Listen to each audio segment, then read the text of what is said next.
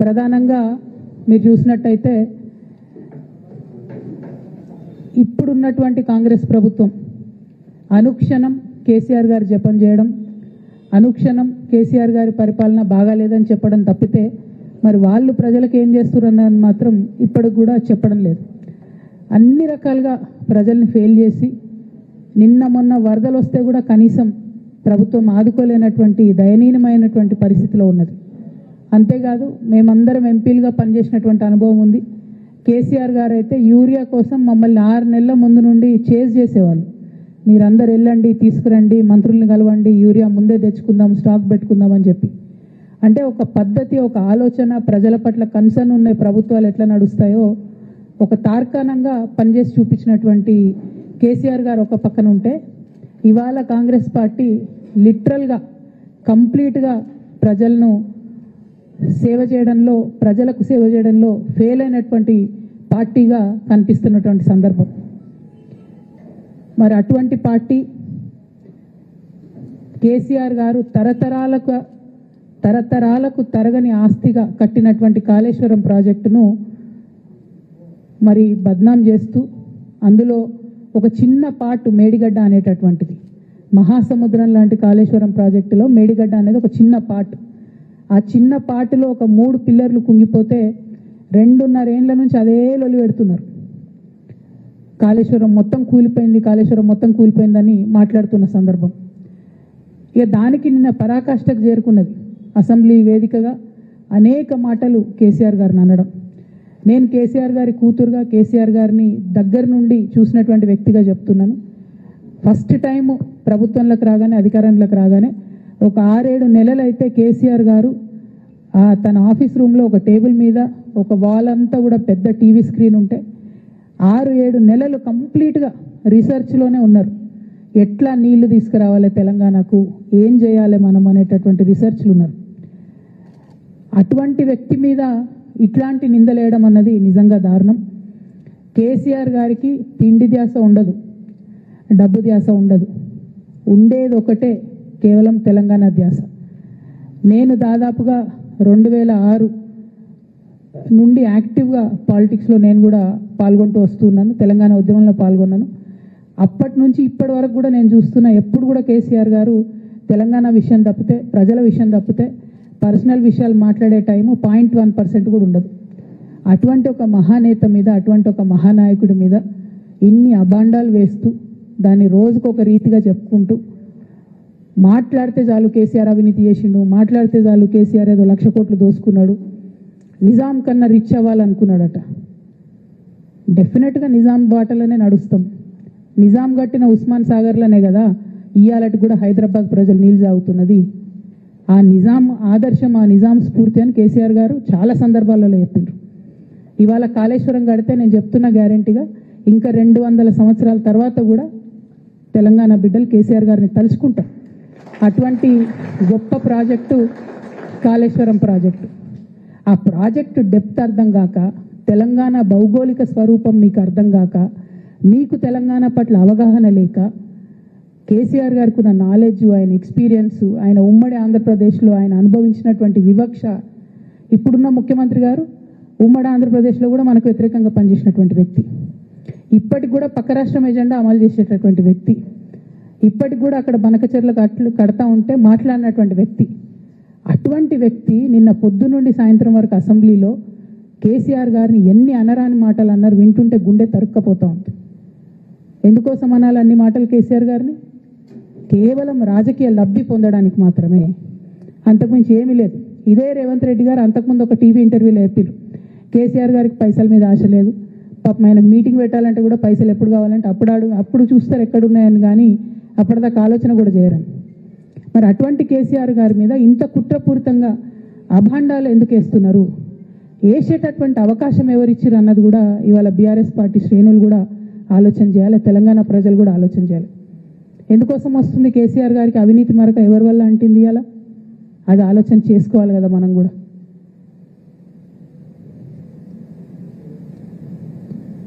కొంతమంది కేసీఆర్ గారి పక్కన ఉన్నటువంటి వాళ్ళు కేసీఆర్ గారి పేరు చెప్పుకొని అనేక రకాలుగా లబ్ధి పొంది వారు చేసినటువంటి అనేక చెత్త పనుల వల్ల ఇవాళ కేసీఆర్ గారి పేరు బద్నామయ్యే పరిస్థితి వచ్చింది. అయినా మళ్ళీ వాళ్ళనే మోస్తాం, అయినా మళ్ళీ వాళ్ళనే ముందుకు తీసుకెళ్తామని అనుకుంటే పార్టీ ఎట్లా ముందట్టుకుపోతుంది? ఒక బిడ్డగా నిజంగా నేను బాధపడతా ఉన్నాను. ఇవాళ 5 సంవత్సరాలు ఇరిగేషన్ మంత్రిగా చేసినటువంటి హరీష్ రావు గారిది మేజర్ పాత్ర లేదా దీంట్లో? అందుకే కదా కేసీఆర్ గారు వారిని సెకండ్ టర్మ్లో తప్పించిండ్రు. ఈ మొత్తం కాళేశ్వరం ఎపిసోడ్లో కేసీఆర్ గారికి మరక అంటిందంటే 2-3 వ్యక్తులు కారణం.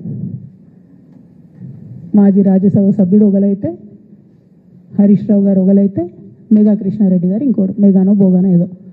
ఈ పెద్ద పెద్ద కాంట్రాక్టర్లు అందరితో కుమ్మక్కై కేసీఆర్ గారు ప్రజల కోసం ఆలోచన చేస్తే, నీళ్ళ కోసం ఆలోచన చేస్తే, వీళ్ళు సొంత వనరుల కోసం, డెవలప్మెంట్ కోసం, ఆస్తులు పెంచుకోవడం కోసం ఆలోచన చేసి ఇవాళ మీ వల్ల రేవంత్ రెడ్డి లాంటి వ్యక్తి, తెలంగాణ ఉద్యమానికి సంబంధం లేని వ్యక్తి, కేసీఆర్ గారి కాలి గోటికి సరిపోని వ్యక్తి, ఆయన నిలబడి కేసీఆర్ గారిని చేయెత్తి చూపించి కేసీఆర్ గారి మీద సిబిఐ ఇవాళ నేను వేస్తా అని చెప్తున్నాడంటే కారణం ఎవరు దీనికి? నేను భరించిన ఇదే హరీష్ రావు గారు, ఇదే సంతోష్ రావు గారు అనేక కుట్రలు చేసినా కూడా భరించిన. నా మీద ఓపెన్గా మీడియా మిత్రులందరితో రకరకాల మాటలు చెప్తే కూడా నేను భరించిన. నా పర్సనల్ అటాక్కి నేను ఎప్పుడు కూడా వాళ్ళను ఇంతవరకు పేరు పెట్టి పిలవలేదు, మాట్లాడలేదు. ఫస్ట్ టైం చెప్తున్నా నేను. ఎందుకోసం చెప్తున్నా? కేసీఆర్ గారికి ఈ వయసులో సిబిఐ ఎంక్వైరీ ఏందండి? ఎందుకోసం ఆ కర్మ పట్టింది? ఎందుకు భరించాలి? ఇటువంటి వాళ్ళని చూస్తూ ఎందుకోసం ప్రొటెక్ట్ చేసుకోవాలి? బీఆర్ఎస్ పార్టీ తమ్ముల కోపం రావచ్చు, కానీ వాస్తవాలు చేదుగున్నా అప్పుడప్పుడు మాట్లాడుకుంటేనే, మందు తీసుకుంటేనే ఆరోగ్యం మంచిగా అవుతుంది. ఇట్లా చెప్పుకుంటూ పోతే చాలా చాలా అంశాలు ఉన్నాయి. వాటన్నిటి జోలికి నేను పోదలుచుకోలేదు. కానీ కేసీఆర్ గారు హిమాలయ పర్వతం అంత ఎత్తు లాంటి పర్సనాలిటీ ఆయనది. ఆయనను చేయబెట్టి చూపించి అవినీతి అని అంటే నిజంగా చాలా బాధ అవుతా ఉన్నది. ఎందుకంటే నా పెళ్ళి చేయడానికి కూడా ఇబ్బంది పడ్డటువంటి వ్యక్తి ఆయన. రాజకీయాలలో 40-50 ఏళ్ళు ఉంటే కూడా ఆస్తులు సంపాదించుకోలే కేసీఆర్ గారు. అనేక మంది అలా మాట్లాడుతుంటారు, చాలా మాటలు మాట్లాడుతుంటారు. కానీ నాకు తెలుసు, నేను దగ్గరుండి ఆర్థిక పరిస్థితి చూసిన కాబట్టి ఎన్నడూ ఆయనకు ఆశ లేదు. అటువంటి మనిషిని పట్టుకొని సిబిఐ ఎంక్వైరీ ఇస్తాం, ఇదేస్తాం, అదేస్తాం. ఎవరు కారణం దీనికి అంతటికి? ఈ చేతగాని కాంగ్రెస్ ప్రభుత్వం మీ ఏసీబీ వాళ్ళు పోయి కాళేశ్వరంలో పనిచేసిన 3 ఇంజనీర్లను పట్టుకుంటే ఒక్కొక్క ఇంజనీర్ దగ్గర 100 కోట్ల ఆస్తులు వెళ్తే మీకు ఎందుకు ఎంక్వైరీ చేసే దమ్ము లేదు? వాళ్ళు వెనకాల ఎవరు ఉన్నారో ఎందుకు ఎంక్వైరీ చేస్తలేరు? ఖచ్చితంగా నేను ఇవాళ చెప్తా ఉన్నా, హరీష్ రావు గారు వెనక, సంతోష్ రావు గారు వెనక రేవంత్ రెడ్డి గారు ఉన్నారు. వాళ్ళని ఖచ్చితంగా కాపాడతారు అన్ని విషయాలను. వాళ్ళని ఏమనరు, వాళ్ళ గురించి ఏం మాట్లాడరు. బాణం ఎంతసేపు కేసీఆర్ గారి మీద ఉంటుంది. కేసీఆర్ గారిని మాట్లాడాలి, కేసీఆర్ గారిని బదనాం చేయాలి. కానీ దగ్గరుండి ఈ అవినీతి అనకొండలు బీఆర్ఎస్ పార్టీని ఏదైతే డిస్టర్బ్ చేసిండ్రో వాళ్ళని మాత్రం ఏమనరు. ఈ ఇంటర్నల్ అండర్స్టాండింగ్ అనేది ఎక్స్పోజ్ కావాలి. రేపటి నుంచి నేను ఛాలెంజ్ చేసి చెప్తున్నా కదా, రేపటి నుంచి ఏం మాట్లాడతారు తెలుసా? ఈ మొత్తం బ్యాచ్లన్నిటికీ సోషల్ మీడియా బ్యాచ్లు ఉన్నాయి. వీళ్ళందరికీ బాగా చాలా చాలా బ్యాచ్లు ఉన్నాయి. వాళ్ళంతా రేపటి నుంచి ఏమంటారు? నన్ను ఒకళ్ళు బీజేపీ ఆపరేట్ చేస్తుందంటారు, ఒకళ్ళు కాంగ్రెస్ ఆపరేట్ చేస్తుందంటారు, ఒకళ్ళు రేవంత్ రెడ్డి చెప్తే మాట్లాడుతుందంటారు, ఇంకోళ్ళు బండి సంజయ్ చెప్తే మాట్లాడుతుందంటారు. ఖబర్దార్ బిడ్డ, నేను ఎవరు చెప్తే ఆడేటటువంటి తోలుబొమ్మని కాదు. నాది నాది నాది నాది కేసీఆర్ బ్లడ్, నాది తెలంగాణ బ్లడ్. ఇండిపెండెంట్గా నేను అనుకున్న విషయాన్ని చెప్తున్నాను. దానికి పొలిటికల్గా ఇబ్బంది అయినా, కష్టమైనా, నష్టమైనా నేనే భరిస్తా. కానీ దేవుళ్ళ లాంటి మా నాన్నను ఇవాళ సిబిఐ ఎంక్వైరీ చేసిండ్రంటే కడుపు రగులుకపోతా ఉంది ఒక బిడ్డగా. అందుకే చెప్తున్నా, ఇన్ని రోజులు చెప్పలే. ఆ మధ్యలో పోయినసారి నా కొడుకు గ్రాడ్యుయేట్ అయినప్పుడు వచ్చినప్పుడు నేను మా నాన్నకు రాసుకున్న లెటర్ లీక్ చేస్తే కూడా ఆ 70, 80, 90 రోజుల నాకు నరకం చూపిస్తున్నారు. ప్రతిరోజు సోషల్ మీడియాలో ఇష్టం వచ్చినట్టు రాపిస్తున్నారు. ఎప్పుడు వీళ్ళ పేర్లు తీసుకోలే, ఇష్టం వచ్చినట్టు ప్రెస్ వాళ్ళకు మాట్లాడుతూ చాలా విషయాలు చెప్తున్నారు. ఎప్పుడు వాళ్ళ పేర్లు తీసుకోలే. ఇలా తీసుకుంటున్నా, ఎందుకంటే విషయం నాది కాదు. ఇది తెలంగాణ పరువు ప్రతిష్టకు సంబంధించిన విషయం. ఇలా దేశంలో ఏ మూలకు పోయినా, ఎక్కడికి పోయినా కేసీఆర్ అంటే ఒక మహానాయకుడు, త్యాగం చేసిన నాయకుడు అని చెప్పి మాట్లాడతారు. రేపటి నుంచి ఏం మాట్లాడతారు? సిబిఐ ఎంక్వైరీ చేస్తే ఏం మాట్లాడతారు? కేసీఆర్ అంటే సిబిఐ కేసు అంటారు. మా నాన్న పరువు పోతే నాకా బాధ, మీకా? మీకు పైసలు కావాలి కదా, మీకు పేరుతోనేం పని? ఇంకా కూడా ఈ విషయాలు అర్థం చేసుకోకుండా, ఇంకా కూడా ఇటువంటి వ్యక్తుల్ని దూరం పెట్టుకోకుండా ఉంటే కేసీఆర్ గారి మీద సిబిఐ కేసు వేసేటటువంటి స్థాయికి వచ్చినాక ఏం పార్టీ ఉంటేంది పోతే. బీఆర్ఎస్ పార్టీ నాయకులు నన్ను తిట్టుకున్నా సరే, లోకల్ బాడీ ఎన్నికలలో నాకు నష్టం జరుగుతుంది అనుకున్నా సరే, మా నాన్న మీద సిబిఐ ఎంక్వైరీ పడ్డాక ఏమైంది? తొక్కల ఎలక్షన్ ఒకటి గెలుస్తారు, ఒకటి ఓడిపోతారు. అసలు ఓడిపోయే పరిస్థితి ఎట్లా వచ్చింది? ఇటువంటి దుర్మార్గుల వల్ల కాదా వచ్చింది? ఆలోచన చేసుకోవాలి కదా.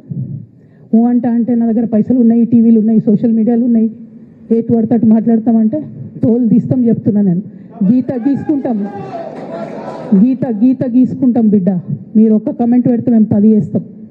ఏది పడితే అది మాట్లాడచ్చు సోషల్ మీడియాలో అనుకుంటూ చూసుకుంటూ ఊరుకుంటున్నా.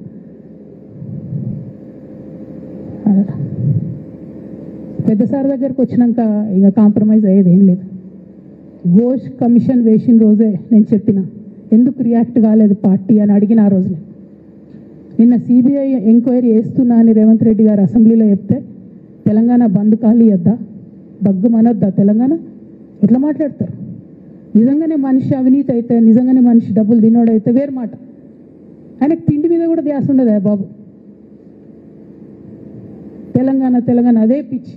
అట్లాంటి మనిషిని పట్టుకొని ఇవాళ ఏది పడితే అది మాట్లాడితే కూడా రియాక్ట్ కాకపోవడం చాలా దారుణం, చాలా దారుణం. నేను దీన్ని తీవ్రంగా ఖండిస్తున్నా. At the same time Congress government PC Ghosh commission వేసిండ్రు. రెండేళ్ల నుంచి టైంపాస్ చేస్తారు. ఆ కమిషన్ రిపోర్ట్ వచ్చింది. ఆ రిపోర్ట్ నిన్న అసెంబ్లీలో పెట్టిండ్రు. ఇంకా దానికి ఏమిట్లకేం లేదు, దాంట్లోకి ఏం చర్యలు తీసుకుంటారో చెప్పారు, ఏం చేస్తారో చెప్పారు. తక్కువ సిబిఐకి ఇచ్చేస్తారు. అంటే ఇది ప్రీ ప్లాన్డ్, ప్రీ మెడిటేటెడ్, ఖచ్చితంగా కేసీఆర్ గారి ప్రతిష్ట దెబ్బతీయాలనేటటువంటి ప్రీ మెడిటేటెడ్ అటాక్ తప్పితే ఇంకోటి కాదు. ఇన్ని ఏజెన్సీస్ ఉన్నాయి రాష్ట్ర ప్రభుత్వంలో. మీ ఏసీబీకే దొరికింది కదా ఇదే కాళేశ్వరంలో అవినీతి తిమంగళాలు. ఏమైంది? ఆ రిపోర్ట్ ఏమైంది? వాళ్ళ మీద చర్యలు ఏమైనాయి? దాని కంక్లూజన్ ఏంది? ఒక్క చిన్న ఎంక్వైరీ కూడా ఇప్పటివరకు కంక్లూడ్ చేయలేదు కాంగ్రెస్ గవర్నమెంట్. ప్రచారం ఎక్కువ, పని తక్కువ. ఎప్పుడైనా మీ తప్పిదాలు బయటపడుతున్నాయి అనుకుంటే, ఎప్పుడన్నా ప్రజలు తిరగబడతారు అనుకుంటే వెంటనే ఒక రిపోర్ట్ వేయాలి, వెంటనే కేసీఆర్ మీద ఒక ఆరోపణ చేయాలి. ఇప్పటికి కూడా రేవంత్ రెడ్డి గారికి కేసీఆర్ గారి పేరు చెప్పుకోకపోతే ఆయన ఫోటో కూడా పేపర్లో వేరేమో అని భయం పాపం. అందుకని ఆయన రోజు పొద్దుగాలేస్తే కేసీఆర్ని తిట్టుడే తప్పితే ఇంతవరకు కూడా వేరే ఆలోచన చేయడం లేదు. మేము డిమాండ్ చేస్తూ ఉన్నాం కాంగ్రెస్ ప్రభుత్వాన్ని, మీరు బట్టగాల్చి మీదేసినట్టు ఆరోపణలు వేయడం కాదు, మీకు దమ్ము ధైర్యం ఉంటే నేను పేర్లు కూడా చెప్పిన, చూడండి ఎక్కడి వరకు పోతారో చూస్తాం. మీకు అండర్స్టాండింగ్ లేకపోతే మీకు అండర్స్టాండింగ్ పెట్టుకొని కేసీఆర్ గారిని టార్గెట్ చేయడం ఇది పొలిటికల్గా కరెక్ట్ కాదు. మన రాష్ట్రంలో ఇటువంటి వాతావరణం ఇదివరకు లేకుండే, రేపు పొద్దున కూడా ఉండొద్దని చెప్పి నేను కోరుతాను. కాంగ్రెస్ ప్రభుత్వం కేవలం కాళేశ్వరం విషయమే కాదు, బీసీల విషయంలో ఎంతగా మోసం చేస్తున్నారు. ఫస్ట్ ఏమో బిల్లు పెడతారు, మేమందరం లొల్లి పెడితే టైంపాస్ చేసి 1.5 years తర్వాత బిల్లు పెట్టిరు. బిల్లు పెడితే కనీసం గవర్నర్ దగ్గర పోరు, కనీసం రాష్ట్రపతి దగ్గర పోరు, ప్రధానమంత్రి దగ్గర పోరు. గవర్నర్ పెండింగ్ పెట్టుకుంటే ఎందుకు సుప్రీంకోర్టు కోతలేరు? ఇంకా కూడా మళ్ళీ ఛాలెంజ్ చేసి అడుగుతా ఉన్నాను నేను, ఎందుకు సుప్రీంకోర్టు కోతలేరు? మీరు September 30 లోపల ఎన్నికలు చేస్తామని చెప్పిండ్రు. September 30 లోపల సుప్రీంకోర్టుకు పోండి. డీమ్ టు బి అప్రూవ్డ్ అనుకుంటే ఇదే ఎలక్షన్లో బెనిఫిట్ అవుతుంది కదా బీసీలకు. ఆ తర్వాత ఇంకొక ఆర్డినెన్స్ తెచ్చిరు, అది పెండింగ్ ఉంది గవర్నర్ దగ్గర. కనీసం దాని మీద సుప్రీంకోర్టు కోండి, దాని మీద కూడా పోతలేరు. మళ్ళీ నిన్న కొత్త కథ, 50% స్లాబ్ ఎత్తేస్తామట. కామెడీ రోజుకి. ఏంది ఇది? ఎందుకోసం అంటే ఇదంతా బీహార్లో ఎన్నికలు అవుతున్నాయి. వాళ్ళ రాహుల్ గాంధీ గారి పిఆర్ యాక్టివిటీకి రోజు ముచ్చడి చెప్పాలి ఆయన. ఇక్కడ వీళ్ళు నిన్న 50% క్యాప్ ఎత్తేస్తున్నామని కొత్త కథ చెప్పిండ్రు. మీరు చూడండి రేపెల్లుండి నుంచి రాహుల్ గాంధీ బీహార్లో ఏం మాట్లాడతాడు. హమ్నే 50% సీట్ తోడది అంటాడు ఆయన బీహార్ ఎన్నికలలో. ఆయన అక్కడ చెప్పుకోవాలి కాబట్టి పిఆర్ యాక్టివిటీ కోసం వీళ్ళు ఇక్కడ చేస్తున్నారు తప్పితే బీహార్ ఎన్నికల కోసం తెలంగాణ బీసీ బిడ్డలను బలిపెడుతున్నారు రేవంత్ రెడ్డి గారు తప్పితే నిజంగా చిత్తశుద్ధితోని బీసీలకు ఏదైనా బెనిఫిట్ చేద్దామనే ఉద్దేశమే మీకు లేదు. అటువంటి ఉద్దేశం మీకు ఉంటే మీ వైఖరి ఇట్లా ఉండదు. కేవలం కాంగ్రెస్ పార్టీ బీసీలను నయవంచన చేస్తున్నది. మీరు ఇట్లనే చేస్తుంటే బీహార్ ఎన్నికలు వస్తే మేము తెలంగాణ జాగృతి మొత్తం పోయి బీహార్లో మీకు వ్యతిరేకంగా ప్రచారం చేస్తాం. తెలంగాణ బీసీలను మీరు మోసం చేసిరని చెప్పి అక్కడికి పోయి కూడా మీకు ప్రచారం చేస్తాం. మీ యొక్క బండారం కూడా బయట పెడతామని ఈ సందర్భంగా నేను తెలియజేస్తా ఉన్నా. బీసీల విషయమైనా కాళేశ్వరం విషయమైనా చిత్తశుద్ధి లేనటువంటి కాంగ్రెస్ పార్టీని ఖచ్చితంగా మీ వైఖరిని ఎండగడతామని చెప్పి తెలియజేస్తూ, సిబిఐ ఎంక్వైరీ చేసుకున్నా మీరు ఏ ఎంక్వైరీ చేసుకున్నా కేసీఆర్ గారు మాత్రం కడిగిన ముత్యంలాగా బయటకు వస్తారని మళ్ళీ ఒకసారి తెలియజేసుకుంటూ మీ అందరి దగ్గర కూడా నేను సెలవు తీసుకుంటా ఉన్నాను. Thank you. జై తెలంగాణ, జై జాగృతి, జై కేసీఆర్.